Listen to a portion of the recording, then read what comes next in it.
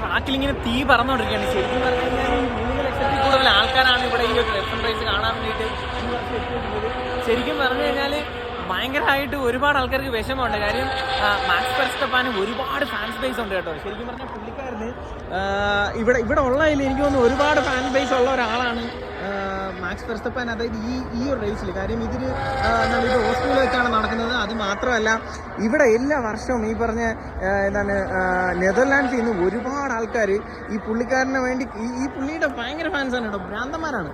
ഭ്രാന്തന്മാരെന്നല്ല, അവർ ഭയങ്കര ഫാൻസാണ്. പക്ഷേ ഇവർ പുള്ളിക്കാരൻ പുറത്തായിപ്പോൾ രണ്ടാമത്തെ റൗണ്ടിൽ തന്നെ. ഫസ്റ്റിലാണെന്നൊന്ന് പുള്ളിയുടെ വണ്ടി ആക്സിഡൻ്റ് ആയി. അങ്ങനെ ഇതായിട്ടോ, പുള്ളി ഔട്ടായിപ്പോയി. അപ്പോൾ എല്ലാവർക്കും മനസ്സിലായി ഇനിയിപ്പോൾ എന്ത് നടക്കാൻ പോകുന്നത്. ഇപ്പം ആൾക്കാരെല്ലാവരും പൊയ്ക്കൊണ്ടിരിക്കുക. പകുതി ആയിട്ടേ ഉള്ളൂ, കണ്ടില്ലേ? അപ്പോൾ ഇതായിട്ടോ സംഭവം. നല്ല പറക്കുമോ വണ്ടികൾ. പിന്നെ പിന്നെ നിങ്ങൾക്ക് വേറെ സംഭവം കാണിച്ചത്. നിങ്ങൾ ഈ കാണുന്ന നിങ്ങൾ കാണാൻ പറ്റുന്നുണ്ടോയെന്ന് അറിയത്തില്ല. അവിടെ ഹെലികോപ്റ്റർ പോകുന്നുണ്ടോ?